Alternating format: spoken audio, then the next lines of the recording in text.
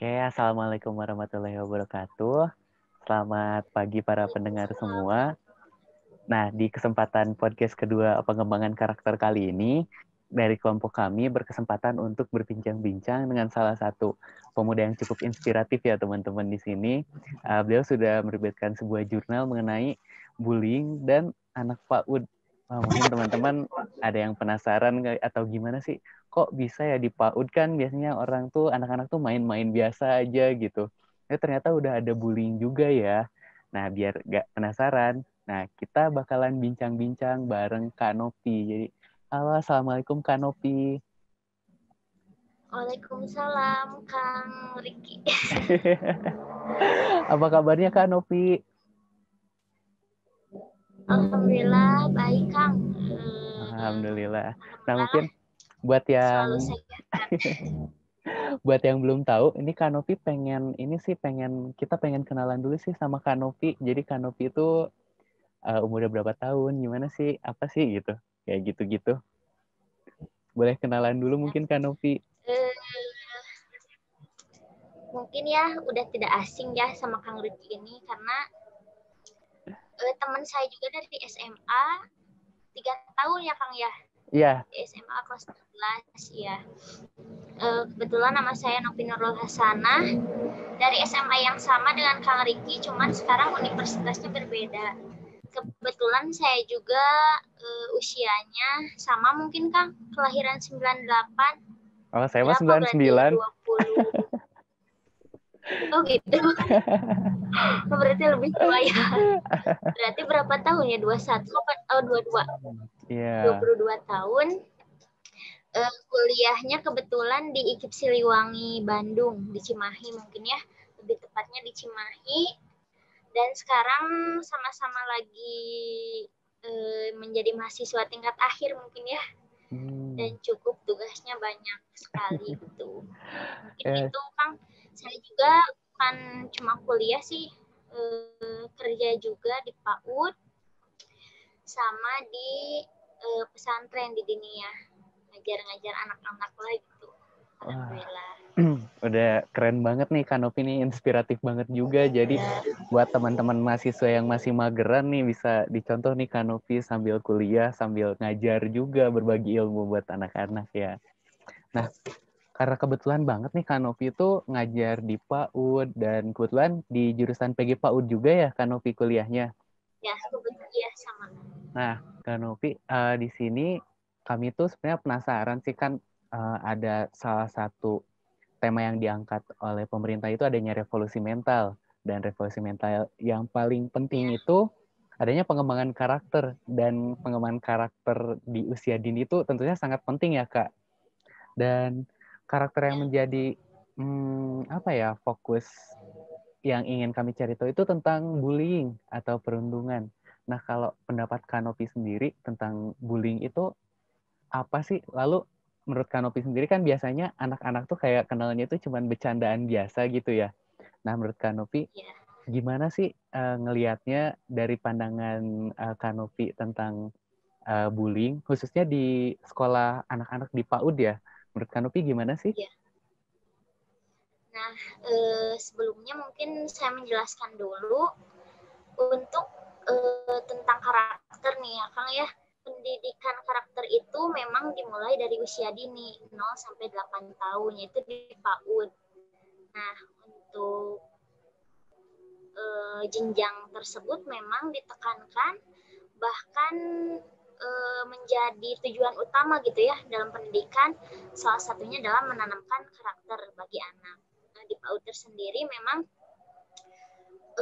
banyak sih ya, kita bukan cuma ngajarin anak harus bisa nulis, harus bisa baca, enggak, tapi di PAUD itu lebih ke ini anak sikapnya kayak gimana sih, membentuk karakter anak benar-benar dari nol harus seperti apa, dan jika memang salah penerapan atau stimulasi dari gurunya memang salah, sedikit aja salah pasti mempengaruhi untuk masa depannya gitu. Jadi memang guru PAUD itu kesulitannya memang di situ, karena tujuan utama dari guru PAUD itu bukan membuat anak bisa menulis atau membaca saja, tetapi yang paling utama adalah membentuk karakter. Nah, salah satunya adalah tindakan bullying itu ya, yang saya tahu tindakan bullying itu adalah perilaku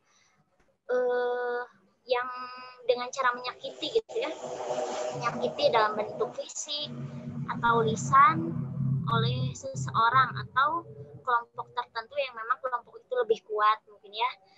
Misalnya contohnya geng-geng, atau kalau di PAUD malah misalnya ada anak yang agak sombong, pasti dia memiliki karakter seperti itu. Nah, bullying itu mungkin yang bisa membuat korbannya itu jadi lemah fisiknya, lalu membuat korban menjadi menderita, merupakan suatu tindakan yang mengganggu, mengusik, dan menindas gitu ya, menindas seseorang. Nah, salah satu contohnya mungkin ya kalau di anak-anak PAUD, salah satunya gini aja, dalam hal kecil, si anak tuh misalnya numpahin sesuatu gitu ya, numpahin benda atau apa, terus sama anak yang satunya lagi, Allah, kalau maaf ya bahasa Sunda, misalnya gitu, Allah kayak gitu. Nah, itu mungkin salah satu bullying juga, karena dari situ si korbannya pun langsung nangis atau apa ya, yang membuat dia jadi nggak mau belajar, atau males, atau pengen pulang, atau terus-terusan nangis, hanya karena bulian cuman Allah gitu doang. Tapi itu merupakan contoh salah satu bullying yang memang hal kecil gitu. Nah, kalau di PAUD saya punya pengalaman juga tentang bullying. Ada satu anak yang memang broken home gitu ya di rumahnya. Jadi karakternya memang agak sedikit brutal gitu. Ketika di sekolah, dia sukanya bully perempuan gitu. Temen yang perempuan, bahkan sampai membuli larangannya gitu. Sampai satu ketika si anak tersebut sampai megang langsung si alat vital teman perempuannya itu, yang menyebabkan si perempuannya itu, anak perempuan itu, sampai nggak mau sekolah 2 minggu. Terus dia ngurung aja kata ibunya di kamar, sampai ibunya juga stres ya, karena mungkin anaknya seperti itu. Karena apa? Cuman kami karena di sekolah ada rekam jejak anak ya, jadi tahu oh ini gini karena si ini gitu. Nah, terus aja dikaji. Nah, mungkin lebih seperti itu ya yang lebih fatalnya tentang bullying gitu. Gitu Kang kalau menurut saya. Wah, ternyata malah saya baru tahu ternyata itu masuk bullying juga ya. Itu kan kayak bersinggungan tiap hari ya kita ngelihat, dan bahkan mungkin masa kecil kita pun ngalamin kayak gitu juga, entah itu jadi korbannya, nah, pasti pelakunya. Nah, kalau misalnya saya mendengar yang tadi Kak Novi, jadi yang jadi ada sampai mengurung diri itu, lalu kalau misalnya boleh tahu si korbannya itu sekarang diapain sih, penanganan buat si korbannya itu gimana sih, kayak gimana sih sebaiknya, atau yang sudah dilakukan itu gimana sih? Nah, iya, karena yang korban yang tadi ya, yang 2 minggu nggak sekolah, anak perempuan 2 minggu nggak sekolah, terus mengurung diri, orang tuanya memang jadi stres ya, karena mungkin sedih melihat anaknya seperti itu. Nah, karena di PAUD saya itu selalu, bukan PAUD saya aja gitu ya, seluruh PAUD pasti bekerja sama dengan tim psikologi, dan itu wajib setiap 1 semester sekali ada tes psikologi. Nah, itu sangat membantu bagi anak-anak yang bukan cuma kena bulian gitu, atau misalnya dia nggak bisa bicara pun itu kebantu gitu. Pokoknya permasalahan yang tentang anak-anak dari karakter, mental, fisik terbantu oleh tim psikologi gitu. Selalu aja kerjasama dengan psikologi, dan saya juga waktu itu kebetulan sedang ada tugas dari kampus mungkin ya, membuat jurnal gitu. Kalau membuat jurnal kan memang nggak bisa mengarang ya, harus sesuai dengan sesuai dengan realita gitu yang ada di permasalahan di masyarakat tersendiri. Nah, kebetulan saya juga upayanya membuat dari jurnal juga. Mungkin nanti akan dibahas lebih dalam lagi ya untuk jurnal tentang pencegahan bullying waktu di lembaga saya gitu. Seperti itu mungkin salah satu kerjasamanya dari tim psikologi yang memang tahu betul tentang mental karakter anak dikembangkan dengan baik itu seperti apa. Tentang mengobatinya juga seperti apa, itu sangat terbantu sekali. Dan sekarang si anaknya terbantu mungkin cuma 1 bulan ya dengan tim psikologi, terbantu psikologinya kembali normal sekolah, dan sekarang anaknya udah kelas 2 SD, masih di pesantren saya ngajinya gitu. Alhamdulillah. Berarti emang kayak buat masalah mental itu apalagi anak-anak benar-benar butuh tim khususnya ya kan, ya, tim ahlinya biar kayak kalau misalnya dari anak-anaknya udah agak belok dikit, mungkin kedepannya agak susah juga ya. Nah, gitu, karena kita walaupun guru PAUD nggak bisa langsung menjudge, wah si anak ini gini, wah si anak ini kekurangannya gini, nggak bisa. Bahkan hukumnya haram gitu orang guru PAUD seperti itu. Yang lebih berkewajiban adalah tim psikologi yang memang kita harus terus menjalin kerjasama dengan beliau. Karena kan mereka mah udah punya tata bahasa yang baik, cara menyampaikan ke orang tuanya juga seperti apa, dibandingkan guru PAUD yang memang belum nyampe ke situ gitu, cara menanganinya. Seperti itu. Ya kan Novi, mungkin saya agak penasaran tentang ini ya, kan biasanya kalau misalnya untuk korbannya dampaknya itu pasti langsung kelihatan ya, kayak misalnya yang tadi dapat perlakuan A, si anak itu langsung menjadi murung dan mungkin mengurung diri selama 2 minggu dan lain-lain. Kalau misalnya yang Kak Novi lihat, kalau dampak ke pelakunya itu ada nggak sih tentang bullying ini, khususnya di lembaga yang lagi Kak Novi ada ini? Ya, dampak bagi pelaku bullyingnya pasti yang sangat negatif sekali untuk jangka panjang. Bahkan mungkin diasingkan, yang pertama diasingkan oleh teman-temannya, oleh guru juga. Mungkinnya guru juga agak gimana gitu berpandangan kepada dia. Keluarganya juga sama, dalam hal emosi. Dia itu yang pelakunya itu sering emosian gitu loh. Sering emosi. Terus yang berdampak besarnya itu pasti ke perkembangannya di masa yang akan datang. Nah, contohnya saja perilaku yang si pelaku yang kemarin itu, yang waktu pernah bikin anak perempuan seperti itu, sampai beberapa kali nggak naik kelas di SD-nya. Ya pasti itu kan sangat mengganggu masa depan gitu ya. Itu salah satu contoh yang baru saya tahu sih. Itu sih Kang. Kalau misalnya menurut Kano, dari SD aja juga udah kelihatan. Udah kelihatan dari susah SD gitu juga ya. Udah kelihatan, udah susah gitu, apalagi nanti masa panjangnya udah 2 kali nggak naik kelasnya. Oh, emang sih ya. Iya gitu. Duh, kalau misalnya menurut Kanopi sendiri, kalau misalnya biar menghindari ada orang yang anggap aja berkelakuan seperti itu lagi, itu gimana sih menurut Kanopi cara kita sebagai orang tuanya gitu? Ya, saya juga kan ini di ranahnya anak-anak ya, anak-anak PAUD. Jadi mungkin upayanya memang sangat sederhana. Lebih jelasnya nanti ada di jurnal saya, upaya-upayanya seperti apa.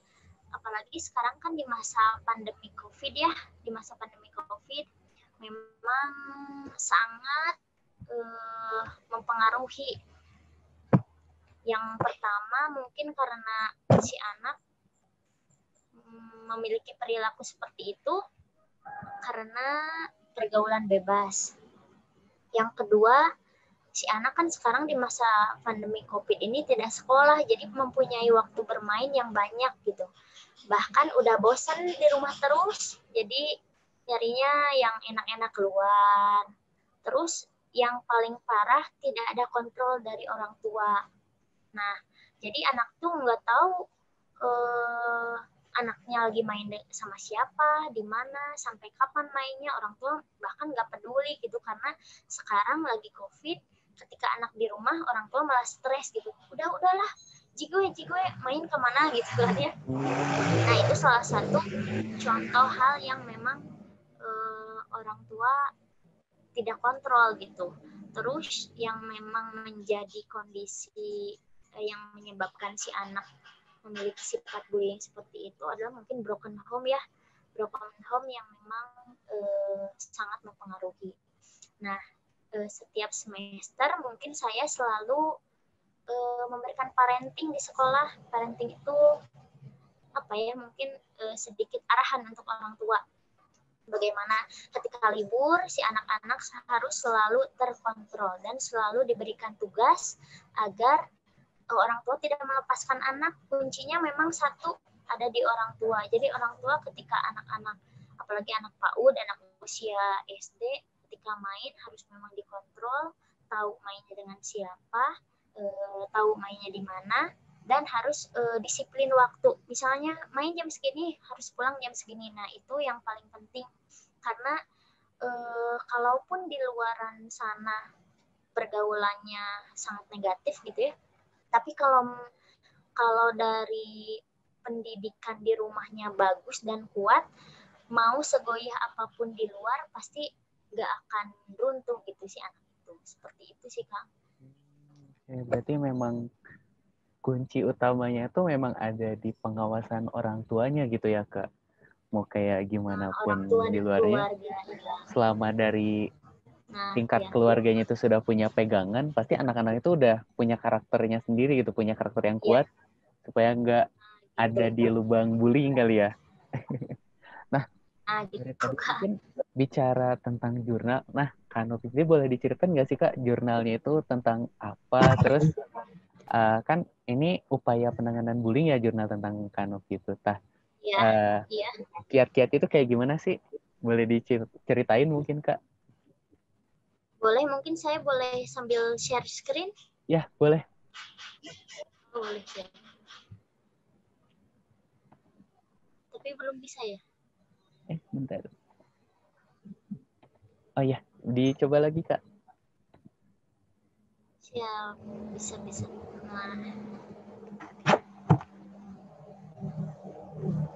Ada? Ya, sudah masuk. Nah, siap. Nah, ini yang mungkin sangat menarik ya buat saya, karena jurnal ini dibuat karena keterpaksaan dari kampus juga, tuntutan dari kampus. Terus memang kebetulan di saat itu sedang ada kasus yang anak-anak tadi gitu. Kenapa saya membuat jurnal ini? Yang pertama latar belakangnya karena saya tadi yang anak itu yang 2 minggu mengurung karena bulian fisik dari teman laki-lakinya. Nah, judul jurnalnya mungkin upaya mencegah tindakan bullying anak di lingkungan sekolah menggunakan kartu kegiatanku. Ini sangat bermanfaat ya untuk di masa pandemik sekarang. Contohnya orang tua memang harus kontrol, salah satunya kontrol dari orang tua. Di sini bisa dibaca di abstraknya juga tentang pengertian bullying, tentang teori-teori bullying dulu mungkin ya. Nah, di sini bisa dilihat di judulnya, upaya mencegah tindakan bullying di lingkungan sekolah menggunakan kartu kegiatanku. Nah, di awal ada kata upaya. Berarti kalau upaya adalah suatu kita menciptakan satu metode atau satu cara bagaimana nih mencegah tindakan bullying di lingkungan sekolah, atau mungkin sekarang di lingkungan rumah ya, karena mungkin nggak ada anak-anak yang sekolah. Jadi saya menciptakan satu kegiatan yaitu namanya kartu kegiatanku. Nah, di kartu kegiatanku ini tujuannya yaitu yang ke-1 memperkuat agama. Nah, nanti kan penasaran nih kartunya seperti apa, nanti diperlihatkan.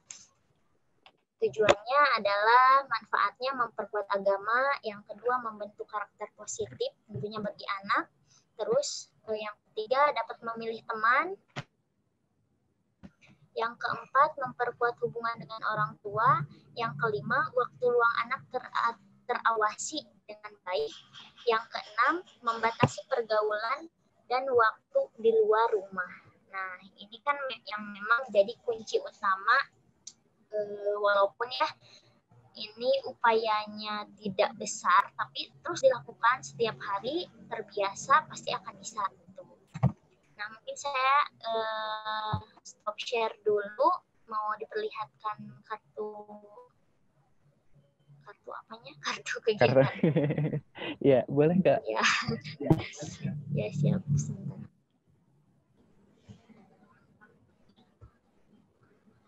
Nah, sudah ada? Nah, udah masuk. Nah, ini mungkin ya penampakan dari kartu kegiatanku yang saya buat, khususnya buat di PAUD saya. Ada judulnya kartu kegiatanku. Mungkin nanti lebih jelasnya bisa di print. Ada nama. Ini mungkin nanti dilampirkan nama anak. Terus hari ini kartu kegiatan punya itu per hari ya Kang, per hari. Jadi satu hari ada satu lembar. Karena kan anak PAUD kalau libur sekolah 2 minggu. Nah, sama saya dikasih 14 lembar. 14 lembar berarti untuk 14 hari. Untuk 2 minggu pas lama libur sekolah. Ada hari dan tanggalnya nanti diisi oleh orang tua. Nah, di sini ada tabel waktu, kegiatan, orang yang terlibat, dan bintang. Kenapa ada bintang? Karena memang anak-anak suka sekali ya dengan bintang. Merupakan salah satu reward juga. Nah, ini ada bintang-bintangnya. Kenapa disimpannya banyak di bawah? Nah, nanti anak-anak bisa mengguntingnya satu-satu. Menggunting satu-satu untuk ditempelkan oleh anak. Nah, bisa dilihat di tabel yang pertama ada waktu jam 05.00 sampai 6 pagi ya. Bangun tidur dan membereskan tempat tidur. Nah, jadi ini tuh progres orang tua beserta anak. Jadi si kartu kegiatan ini itu disimpan ditempel di kamar anak gitu ya. Ditempel di kamar anak, ada waktunya juga. Terus kalau memang anak yang kelompok B atau usia yang mau ke SD itu pasti udah bisa baca angka. Oh itu jam 5 bun, oh itu jam 6 bun, itu jam 7, pasti udah tahu. Apalagi yang udah bisa baca sambil bisa baca sendiri. Nah, kegiatannya, jadi kartu kegiatan itu lebih ke kita yang ngatur waktu anak gitu. Tapi dengan cara yang menyenangkan, tidak membuat si anak jadi terkekang atau bosan. Nah, yang pertama jam 5 sampai jam 6 bangun tidur dan membereskan tempat tidurku. Orang yang terlibat siapa ya? Nanti sama orang tua ditanya apakah si anak bangun tidur tepat waktu dan membereskan tempat tidurnya sendiri. Nanti kalau memang betul si anak bangun tidur tepat waktu dan membereskan tempat tidur sendiri, nanti si anak tempelin satu bintang di kotak yang ada tulisan bintang. Nah, seperti itu. Orang yang terlibatnya siapa nih? Misalnya orang tua atau kakak, nanti ditulis boleh sama anak atau boleh sama orang tuanya. Terus yang kedua, misalnya jam 7 sampai jam 8, mandi sendiri, pakai baju sendiri, makan sendiri, berangkat sekolah sendiri. Orang yang terlibat siapa? Misalnya ayah, ibu, kakak, dengan kata-kata yang sederhana. Kalau misalnya si anak mandi sendiri, pakai baju sendiri, kasih bintang. Nah, itu seperti itu kan kegiatannya. Terus ada sekolah. Jam 10 pulang sekolah, buka sepatu sendiri, buka baju sendiri, cuci tangan dan cuci kaki. Nah, sedikit juga diceritakan kalau memang di PAUD itu bukan cuma membuat anak cerdas, tetapi membuat anak mandiri gitu. Hal kecilnya membuat anak mandiri. Dengan seperti ini juga menjadikan salah satu penanaman karakter bagi anak kan, kemandirian, tanggung jawab, dan banyak gitulah ya. Lalu bermain, jam 11 nih, bermain-mainan yang ada di rumah, misalnya ada puzzle atau apa, tulis. Terus si anak nih bermainnya di rumah betul nggak ya? Kalau memang betul di rumah, kasih bintang. Terus jam 12, sholat zuhur bersama ayah atau ibu.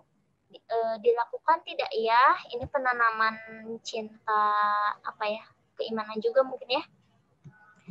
Keimanan bagi anak mengetahui agama dan cara beribadah.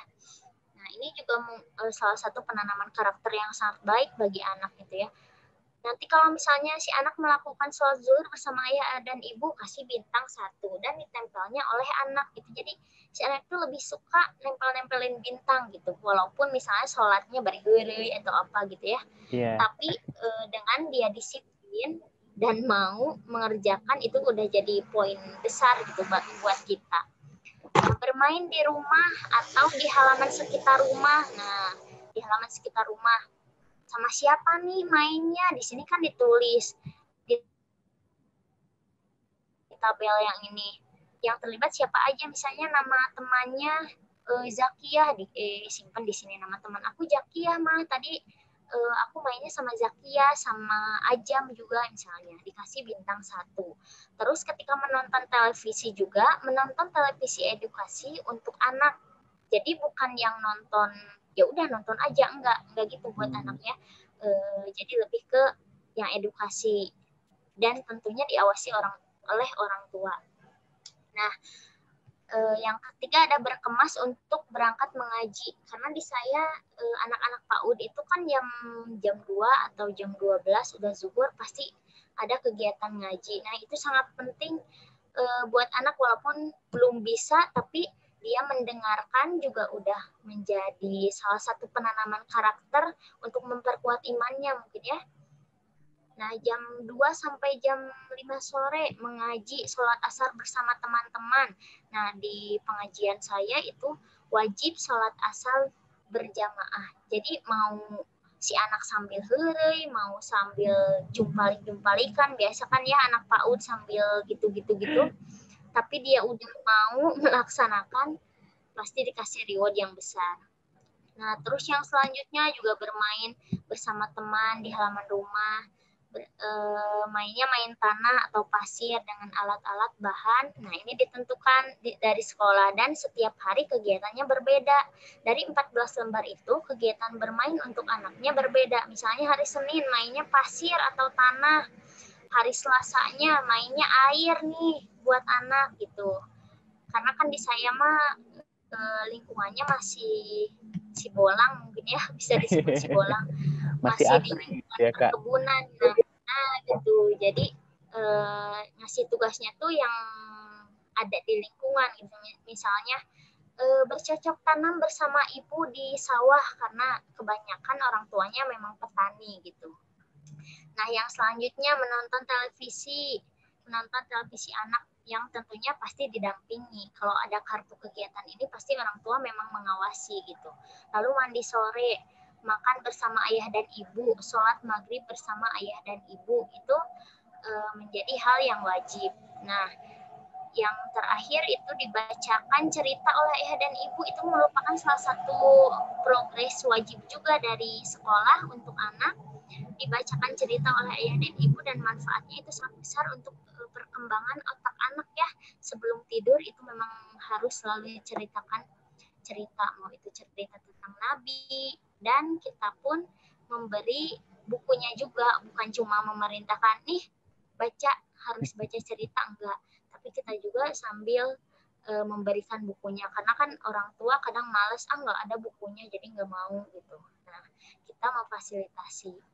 Lalu sholat isya bersama ayah, berkumpul melakukan kegiatan keluarga yang menyenangkan bersama ayah dan ibu itu memang sangat penting ya, karena peran orang tua khususnya ayah dan ibu dalam penanaman karakter itu paling penting.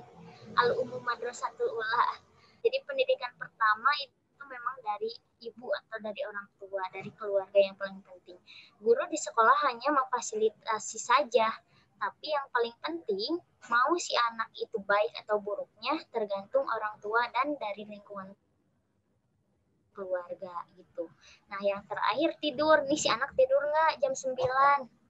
Kan kadang ada yang suka tidurnya, apalagi sekarang nih lagi COVID, tidurnya suka nanya ke anak-anak. Anak-anak tidur tadi jam berapa ya? Jam 9, Bun. Jam 11, Bun. Nonton dulu film hantu, wah pokoknya macam-macam gitu. Karena kalau ada kartu kegiatan ini pasti terarah dan memang sangat menyenangkan, tidak mengekang anak karena kegiatannya pun bervariatif, disesuaikan dengan minat dan karakteristik anak. Mungkin seperti itu Kang kartu kegiatan yang saya buat. Kebetulan ini juga masuk ke 2 terbaik ya dari waktu saya bikin jurnal, 2 terbaik. Alhamdulillah masuk ke kategori dan diambil ini oleh dosen saya juga. Begitu, mungkin mudah-mudahan ini bisa bermanfaat juga untuk semua dan menjadi referensi yang baik dan bermanfaat khususnya dalam penanaman karakter di masa pandemik sekarang ini gitu. Amin. Wah, cukup keren banget nih ini Kak Novi. Sebuah inovasinya dan macam yang saya lihat berarti ini seperti teknik itu action and reward ya Kak Novi. Jadi saat anak itu melakukan kegiatannya, nanti diberikan reward berupa bintang tersebut ya Kak Novi. Bintang, iya. Ya, dan anak memang terlibat, orang tua dan anak memang terlibat gitu. Dan memang cukup banyak juga ya nilai-nilai karakter penting yang harus ada pada anak itu ditanamkan di kartu kegiatan ini, seperti adanya kemandirian dari anak, terus kedekatan dengan orang tua juga di sini memang ditanamkan ya Kak Novi dari kartu ini. Lalu kepekaan, ya kepekaan terhadap Tuhan dan wah keren banget sih ini Kak Novi, inspiratif banget sih. Mudah-mudahan ya bermanfaat. Amin. Oh iya Kak Novi, berarti ini udah diterapin di PAUD-nya Kak Novi ya? Iya. Kalau tanggapan dari orang tuanya sendiri gimana sih setelah adanya proyek kartu kegiatanku ini? Tanggapan dari orang tua memang sangat baik ya. Cuman ada satu tanggapan yang memang karena sayanya kerja dan nggak bisa terlibat langsung, jadi mungkinnya sama pembantunya gitu ya. Dan terlihat dari perkembangan anaknya pun ketika masuk sekolah lagi, yang betul-betul orang tuanya melaksanakan kartu kegiatanku, si anak perkembangannya stabil. Karena kalau anak PAUD itu uniknya tuh gini, sehari aja nggak sekolah, pasti menurun perkembangannya beberapa persen. Begitu. Nah, jadi selama libur 2 minggu, kalau memang tidak terkontrol oleh orang tua, pasti memang sangat drastis menurunnya. Ada yang misalnya sebelum libur nih udah lancar membacanya, ketika masuk lagi, nggak bisa. Itu sering terjadi. Nah, jadi kelihatan banget orang tua yang memang menanamkan kartu kegiatan ini selama libur dengan disiplin, dengan beberapa drama anak-anaknya, memang terlihat stabil perkembangan si anaknya. Beda dengan yang mengacuhkan gitu ya, karena mungkin kesibukan orang tua, jadi sama pembantunya di rumah menjalankan ini jadi semaunya anak mungkin ya. Paling Bu saya nempel-nempel bintang doang gitu. Anak saya nempel-nempel bintang doang. Paling itunya cuman beberapa hari, seminggu. Tapi kebanyakan testimoninya kebanyakan banyak yang anak-anaknya menyenangkan, dan bahkan ketika sedang sekolah pun dia terus aja minta kartu kegiatan ini karena mungkin backgroundnya juga ada gambar anak. Kalau di sini ya polos, kalau saya bikinnya ada gambar apa gitu buat bikin, oh ini ya kartu kegiatan aku gitu, dan dia bangga dengan itu. Nah setelah masuk sekolah pun yang bintangnya bagus, yang bintangnya banyak, pasti dikasih reward dari sekolah, dikasih reward, mau itu makanan atau alat tulis. Alat tulisnya pun bukan cuma pensil yang gitu doang, enggak, tapi pensil yang sangat menarik itu buat anak pakai gitu. Testimoninya memang sangat bagus, dan ini untuk menstabilkan perkembangan anak selama libur di rumah. Apalagi sekarang kan semenjak daring, saya terus menanamkan kartu kegiatan ini di sekolah saya gitu, karena nggak ada kegiatan lagi. Anak-anak PAUD daring kendalanya sangat banyak karena anak-anak PAUD itu nggak bisa daring.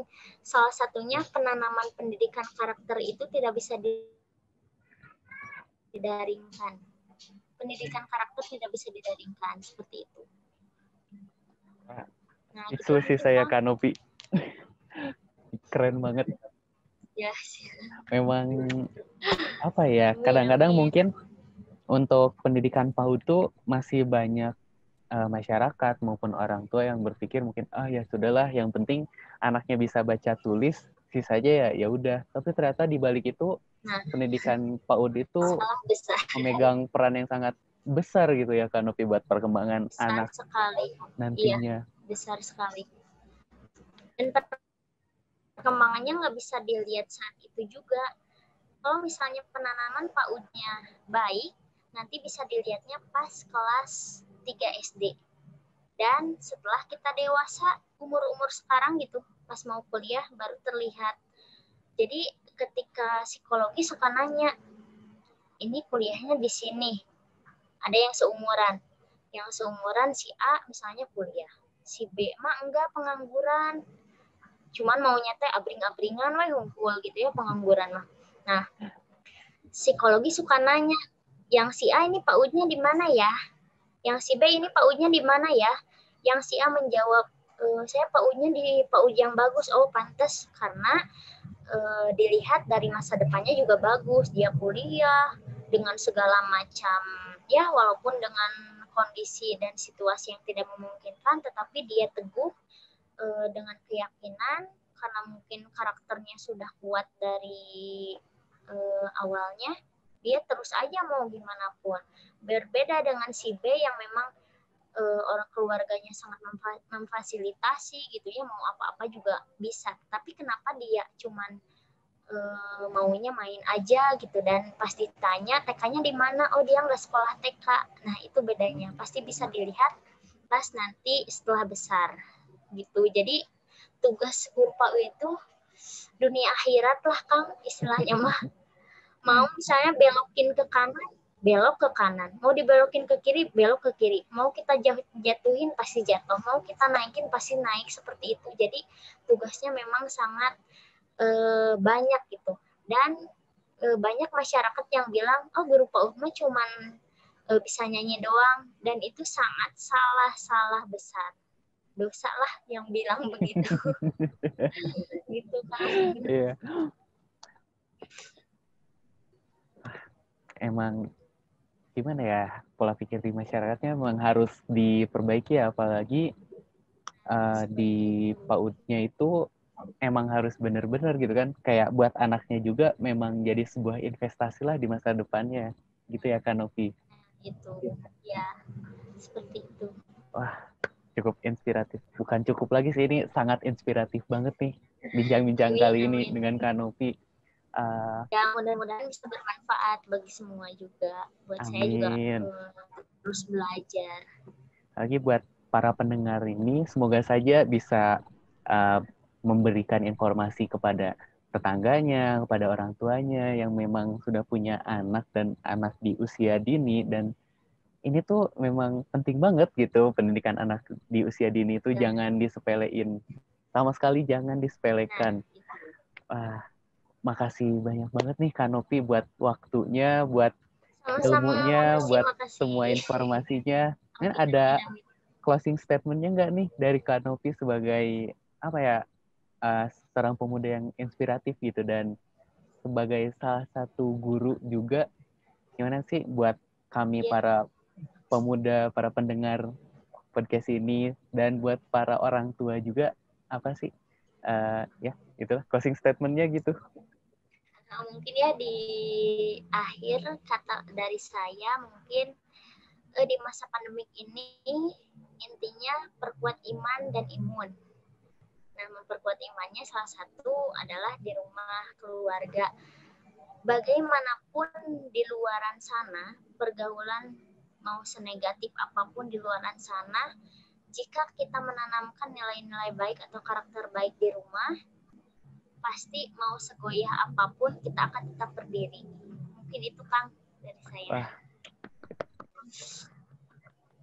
oke, dengan udah adanya closing statement dari Kak Novi, jadi buat podcast kita udah berakhir juga nih para teman-teman pendengar semua. Terima kasih yang sudah mendengarkan. Semoga saja bincang-bincang kali ini bisa bermanfaat buat teman-teman semua, buat saya pribadi, dan buat semua orang yang ada di sekitar kita. mungkin saya tutup. Wabillahi taufiq wal hidayah. Wassalamualaikum warahmatullahi wabarakatuh. See you next time. Nuhun pisan Novi, nuhun pisan. Siap. Maaf sekali. Maaf ya diundur-undur terus dari kemarin. Antara naon ih Novi. Asli. Nuhun pisan sudah mempercayakan. Habis dengan ilmu saya yang masih dangkal.